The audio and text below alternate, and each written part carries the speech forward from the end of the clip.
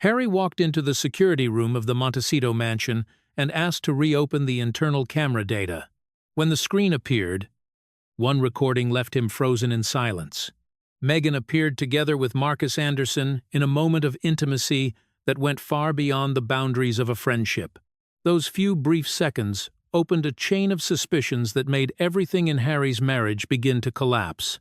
According to sources close to the former security team of the Sussex family, the story began with what seemed like a small detail. For several consecutive days, Meghan did not appear at the Montecito mansion and did not take part in any public activities. At first, the media team explained that she was on a private work trip related to personal projects. However, what made Harry begin to feel suspicious was not only that unusual silence.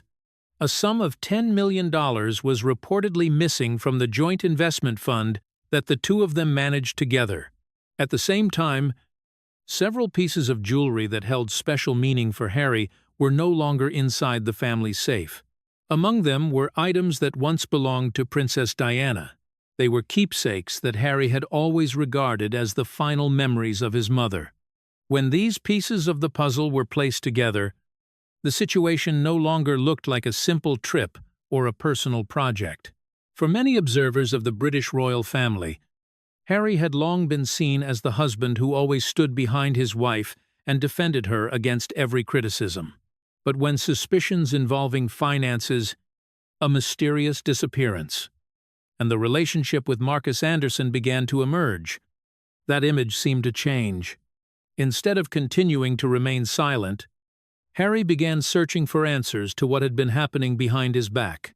Rumors about the close relationship between Meghan and Marcus Anderson had actually circulated for many years in the international media.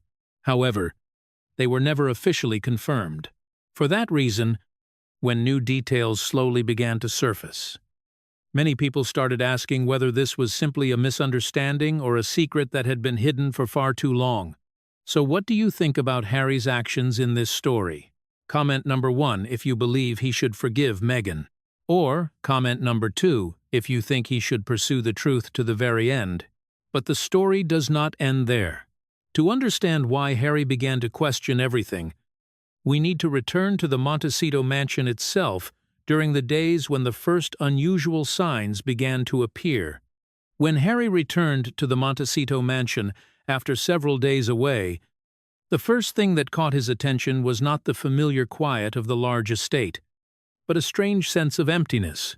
Staff members working inside the property said that Meghan had left earlier and had not announced when she would return. For a family that often had separate schedules, this might not seem unusual at first glance. But the deeper Harry went into the house, the more he realized that many things seemed to have changed in ways that were difficult to explain. Inside Meghan's private dressing room, several closets were completely empty. The outfits she usually wore at public events were no longer there.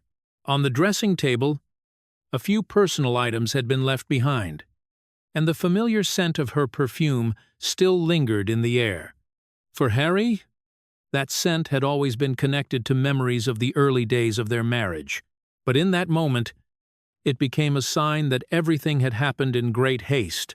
What truly worried him appeared when he checked the room that contained the family safe. The safe had been placed in a private area with a high security system. Inside were not only financial documents but also pieces of jewelry with deep personal meaning. Some of them once belonged to Princess Diana. For Harry, they were not just valuable possessions, but the last memories connected to his mother. When the safe door opened, several compartments inside were empty. Velvet boxes that once held jewelry were no longer in their familiar places. Important financial files had also disappeared from the storage section. What was notable was that the locking system had not been forced open. That meant the person who opened the safe had used the correct security code. After speaking with the security team, Harry decided to review the internal camera data of the property. This system recorded activity in the main areas of the mansion, including the entrance, the garage area, and the hallway leading to the secure room. Footage from a few days earlier quickly caught his attention. In one video clip, Meghan appeared together with Marcus Anderson. Marcus had long been known as a close friend of Meghan even before she entered the royal family. For many years, he often appeared at her private gatherings. However, what the camera recorded made the situation far more complicated. The footage showed the two of them moving through the hallway that led to the secure area. They were carrying several medium-sized metal cases, the type commonly used to transport equipment or important documents. Another clip later showed those cases being taken to the garage and placed into a waiting car. There were no signs of force or intrusion. Every action appeared calm and organized. For the security team, this suggested that the plan had been prepared in advance. But the most shocking detail appeared when Harry requested a review of the recent financial transactions from the joint account that the two of them managed together. In the report, a large transfer was recorded only a few hours after the moment when the video footage had been captured. The amount was $10 million. According to the bank records, this was almost the entire liquid balance in their shared account. The transaction moved through a complex chain of transfers before disappearing into a private investment fund overseas. For financial experts, a transfer method like this is often used to blur the trail of money. $10 million. The entire amount vanished within only a few hours. As the details began to come together, the overall picture slowly emerged. The disappearance of Meghan, the jewelry no longer inside the safe, the metal cases being taken out of the house, and the large sum of money that had just been transferred away. However, another discovery was what truly left Harry stunned. Inside Meghan's private office, an iPad was still sitting on the desk. The device was locked, but not completely powered off. When it was reopened, several recent documents were still visible in the temporary memory. A folder named Project Phoenix appeared in the list. Inside were a series of notes and drafts outlining a media strategy. The content focused on how to build a public narrative around Meghan's image in the event that her marriage with Harry came to an end. Some notes mentioned reshaping the public story in a way that would portray Harry as emotionally unstable. Another section even referred to the possibility of a child custody dispute. Those lines of notes made the atmosphere in the room feel heavy. For Harry, they were not simply media strategy documents. They looked like a plan prepared in advance for a large legal and media battle. People who once served with Harry in the military have said that he often reacted differently under pressure. Instead of acting impulsively, he would remain silent for a long period of time to observe and evaluate the situation. But when all the facts became clear, he tended to act with strong determination. In the following hours, Harry hardly left the security room of the mansion. He reviewed every piece of footage, every financial report, every small detail within the stored data. The scattered pieces slowly began to connect into a larger story, a story of betrayal, of money, and possibly a media strategy that had been prepared long in advance. For Harry, that moment marked a turning point. From a husband who had tried to protect his family against media pressure, he began to see everything from a completely different perspective. But with the evidence now in front of him, Harry had no choice except to find the truth behind everything that had just happened. And that was the moment when he decided not to sit and wait any longer. With the data he had collected, Harry began activating a plan to trace the movements of Meghan and Marcus.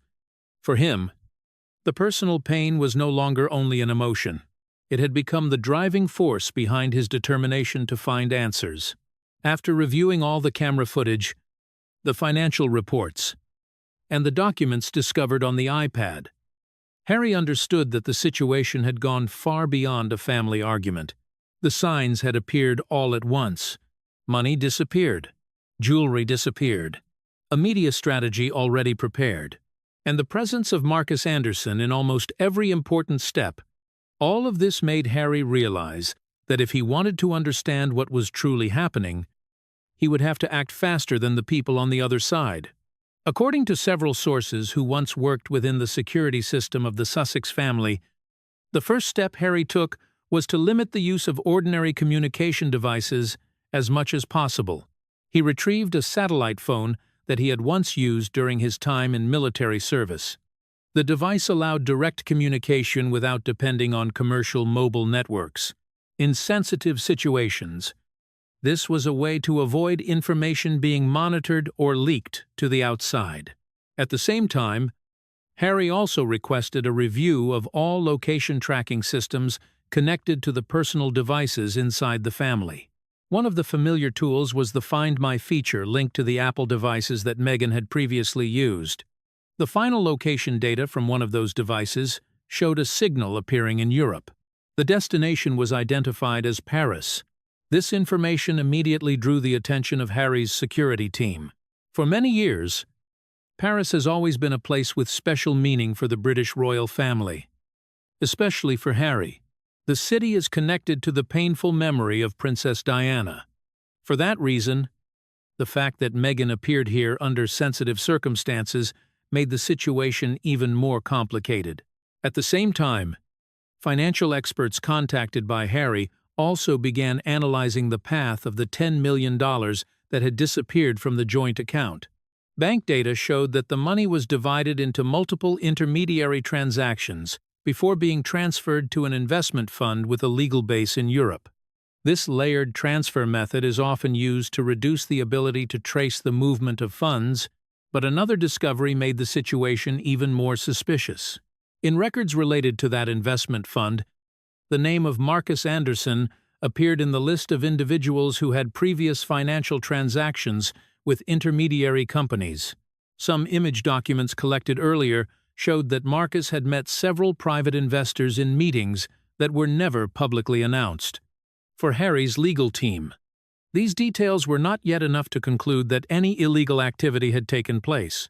However, they suggested that the financial network surrounding Marcus was far more complex than the image of a social entrepreneur that often appeared in public.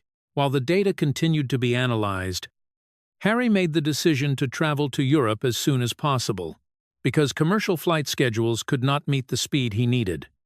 A private jet was urgently chartered.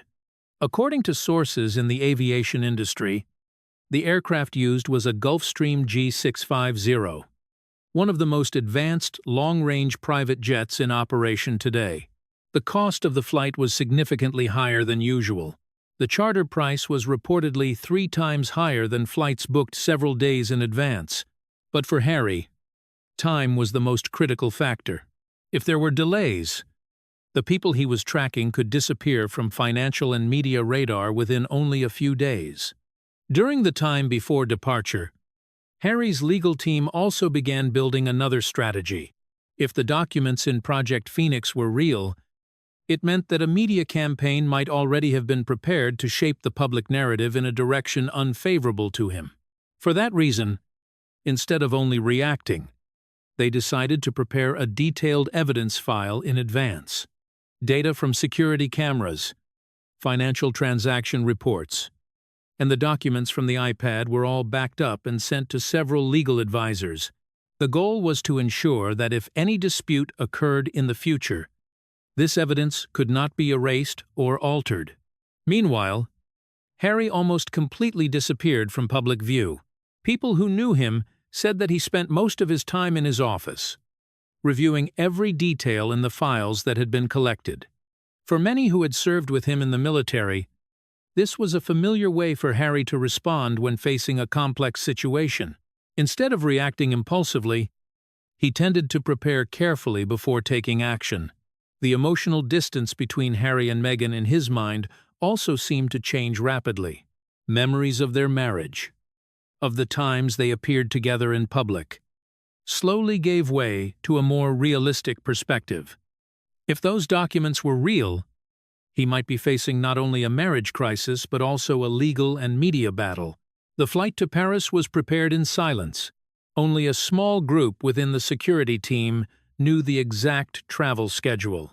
Ordinary communication devices were limited as much as possible in order to avoid information leaking to the outside. A few hours later, the Gulfstream left the runway in the night. The destination was Paris. As the aircraft began descending through the European sky, new location data continued to be updated from the devices being tracked. All signals showed that Meghan and the people connected to her were still inside the city. The aircraft landed in Paris during the cold rain of the early morning. For Harry, this was not simply a trip.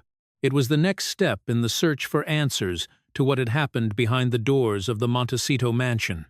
And according to the information his team had just received, the next destination could be the place where Meghan was taking part in an important meeting connected to financial agreements that had never been publicly revealed. After arriving in Paris, Harry did not appear in public immediately. According to sources familiar with his travel schedule, all activities during the first 24 hours were kept completely private. His personal security team quickly established a limited monitoring network, mainly based on location data from electronic devices and information collected from sources connected to the financial community in the city. Paris has long been a place where international financial agreements are often conducted discreetly.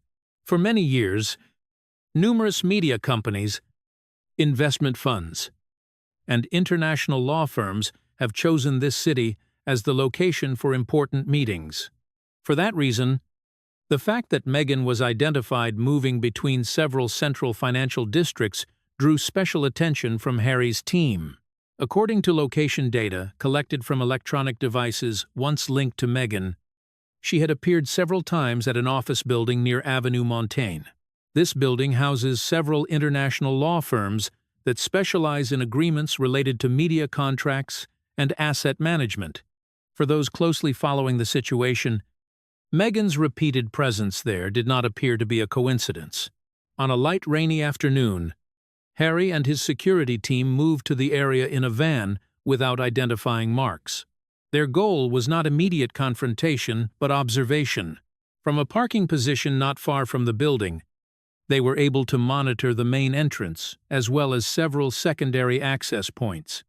After about 1 hour of surveillance, Meghan appeared at the entrance of the building with Marcus Anderson. The two of them walked inside without a personal security team accompanying them. A few minutes later, another man arrived. According to the file that Harry's legal team had prepared earlier, this man was identified as Pierre Levine, a lawyer specializing in international media agreements and personal asset management for many well-known clients. This information immediately caught the attention of everyone inside the vehicle. If Meghan was indeed meeting with a lawyer such as Pierre Levine, the meeting was very likely related to large-scale financial or media contracts. The next data points strengthened that suspicion. According to a source in the European financial community who had previously been contacted by Harry's team, several transactions related to the $10 million had just been recorded within the international banking system. The money had moved through a chain of intermediary companies before appearing in an account connected to a bank in Switzerland. The time between the confirmation of the funds and the preparation of a media contract ready for signing was believed to be only about 10 minutes. For financial experts, that timing was unlikely to be accidental. In many situations, transferring money through intermediary banks before signing a contract can be intended to separate the source of the funds from the official agreement. Inside the van, Harry said almost nothing. Those present later recalled that he simply asked for all data to be checked again to ensure there were no errors. When the information was confirmed by multiple independent sources, he made the decision to act. Before leaving the vehicle, a short-range signal jammer was activated.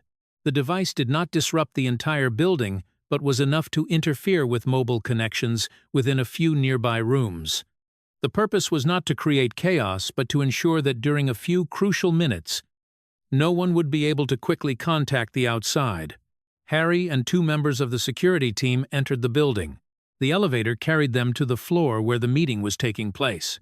According to information from the receptionist, the meeting room had been reserved under the name of the law firm belonging to Pierre Levine. The door opened after a few seconds of knocking. Inside, Meghan was sitting at one end of the table. Marcus Anderson was standing near the window. Pierre Levine and two others were reviewing a set of documents on the table, including papers marked with the logo of an international content production company.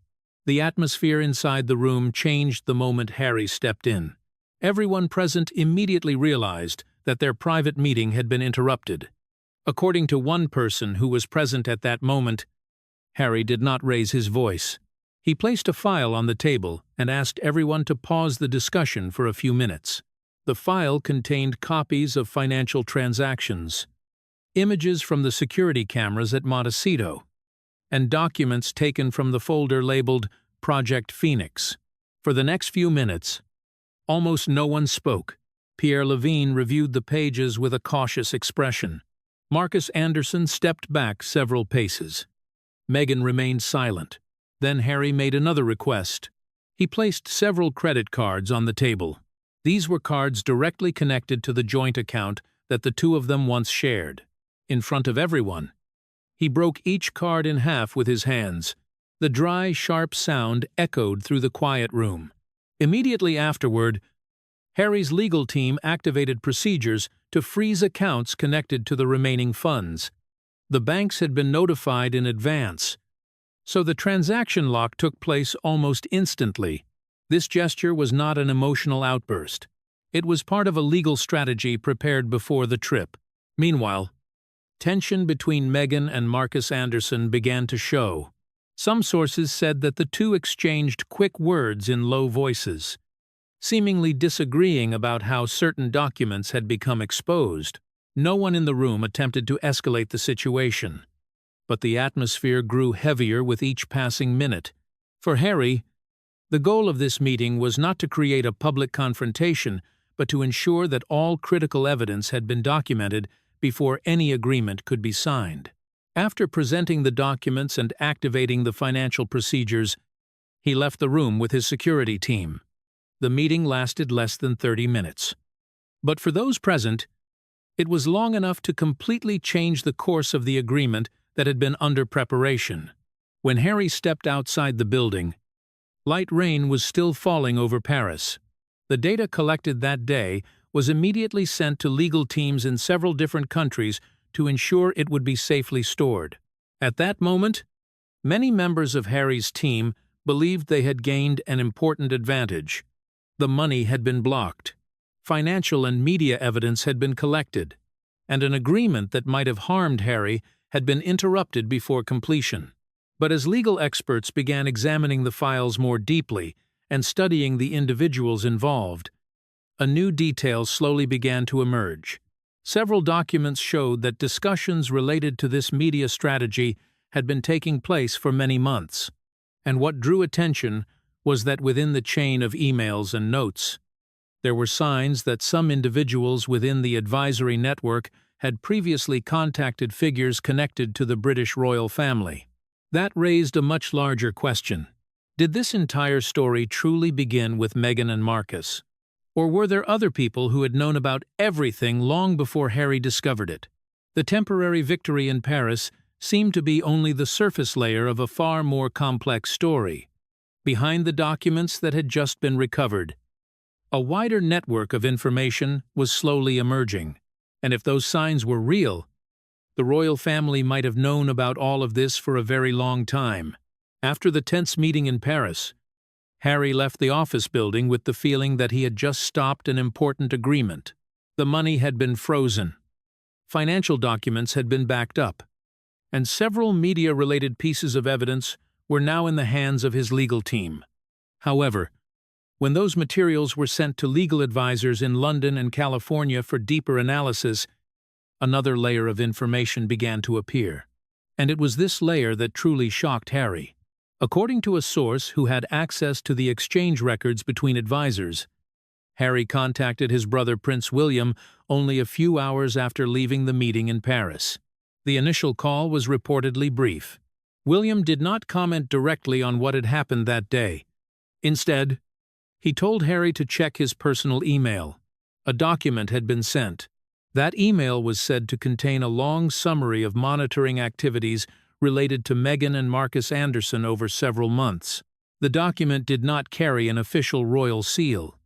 But according to those who had reviewed its contents, it was written in the style of an internal report used by strategic advisory groups. The most shocking detail appeared at the very beginning of the report. According to the document, several advisors connected to the royal system had been tracking financial transactions and relationships linked to Marcus Anderson for about 6 months. The first signs appeared when several investments were indirectly connected to media projects in which Meghan was involved. The initial purpose of the monitoring was not Harry, but the financial network surrounding Marcus. During those 6 months, a large amount of data had been collected: private meetings, financial transactions, and exchanges with several international media companies. These pieces of information gradually formed a picture of a media strategy that could be activated if the marriage between Harry and Meghan entered a crisis. But the detail that Harry found most difficult to accept was not that this information existed. What stunned him was that he had never been told. According to the content of the email, some advisors believed that direct intervention might make the situation more complicated. Instead, they chose to continue monitoring in order to collect more evidence. During that process, Harry seemed to become part of a situation they were observing from a distance. One sentence in the report reportedly caused Harry to stop reading for a long moment. The document stated that allowing the situation to develop to a certain point could help clarify the media risks related to the Sussex family. For Harry, that wording carried a different meaning. It made him feel as if he had been placed in the role of a pawn in a much larger strategy. After finishing the email, Harry contacted William again to ask for more explanation. According to a source familiar with the conversation, this discussion was far more tense. Harry wanted to know why such important information had not been shared earlier. William did not deny that some advisors had been observing the situation for months, but he also said that the sharing of information within the royal system always followed complex principles. When Harry and Meghan stepped away from their official roles in the royal family, many of the information channels that once existed had changed. This answer did not make Harry feel any better. Near the end of the conversation, Harry asked another question. If the situation continued to escalate, could he return to Britain to handle everything from within the royal system? According to people familiar with the conversation, William did not offer an invitation. Instead, he said that everything was different now. The doors that had once been open to Harry inside the royal family were no longer easily accessible. The earlier decision to leave his official role had created changes that even William could not reverse.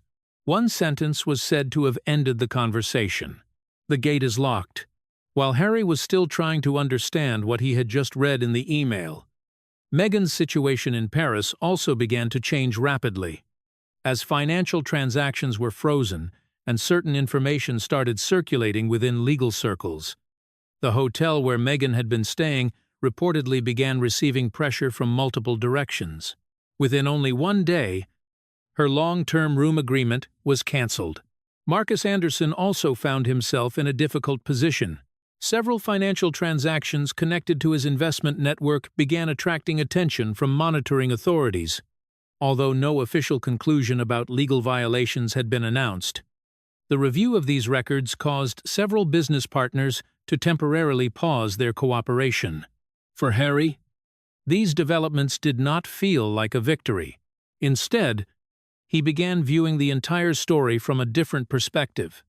What had happened in the Montecito mansion, the meeting in Paris, and the email from William all made him realize that he might have been drawn into a chain of events much larger than a marital crisis.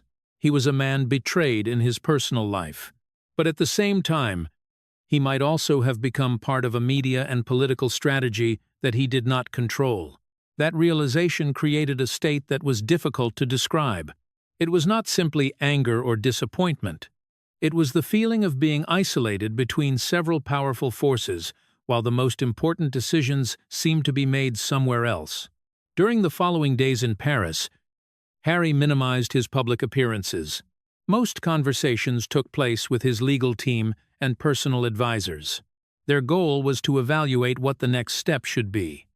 at a time when both his marriage and his relationship with the royal family appeared fragile. But among all those analyses and strategies, one large question still remained. After everything that had happened, which path would Harry choose for himself? Return to the royal system that he once left behind, or build a completely different life outside the walls of the palace?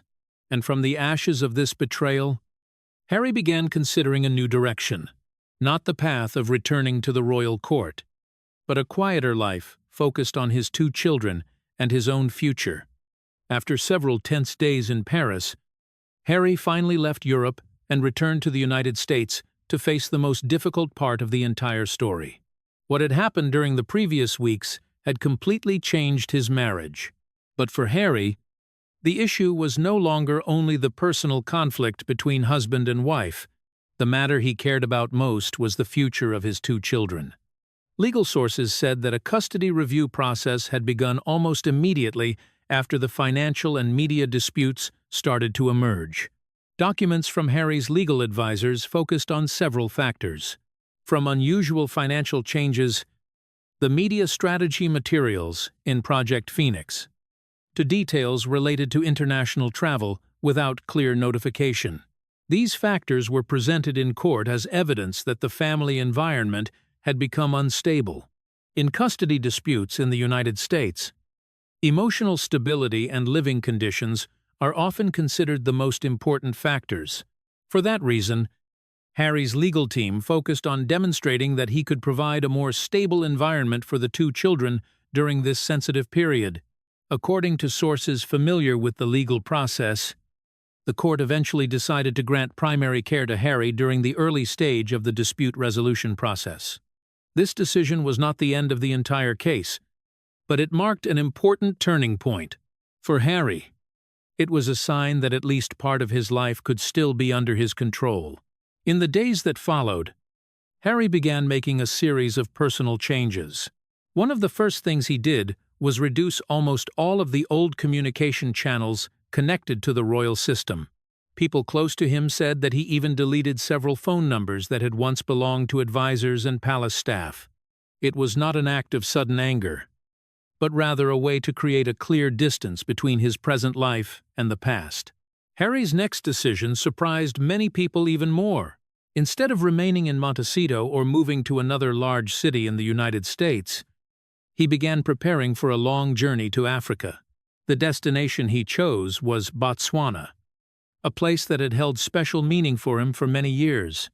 In the past, Botswana had been a place where Harry found peace whenever he wanted to escape the pressure of media attention and royal obligations.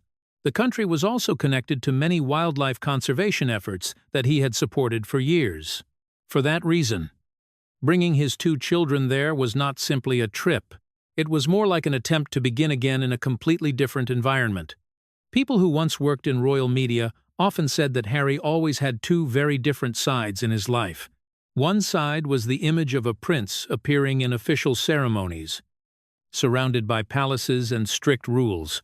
The other side was a man who loved wide-open spaces, wild nature, and a life with far fewer restrictions. The journey to Botswana seemed to be the clearest expression of that second side. Before leaving Montecito, Harry was said to have spent several hours walking around the property. The mansion that had once been seen as a symbol of a new life, after leaving the royal family, now carried a different meaning. It was the place where a marriage full of hope had begun, but also where the first doubts had appeared. According to a person who once worked at the property, on the morning before leaving, Harry stood for a long time near the driveway leading to the main gate. The dirt road in front was lightly covered with dust carried by the wind. There were no media vehicles or paparazzi waiting outside. There was no ceremony or official farewell. There was only a car carrying him and his 2 children as it left the property. For many people following this story, that image carried a powerful symbolism. A prince who once lived among palaces and royal ceremonies was now leaving a mansion in California to begin a completely different chapter of his life. During the weeks after arriving in Botswana, Harry almost disappeared from media reports. There were no major interviews, No controversial public statements. The few available details suggested that he spent most of his time with his 2 children, taking part in outdoor activities and continuing the wildlife conservation projects he had supported for many years.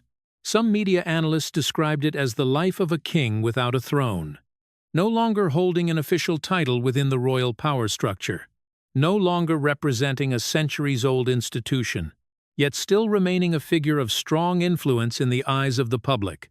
For Harry, the most important thing might no longer be titles or power.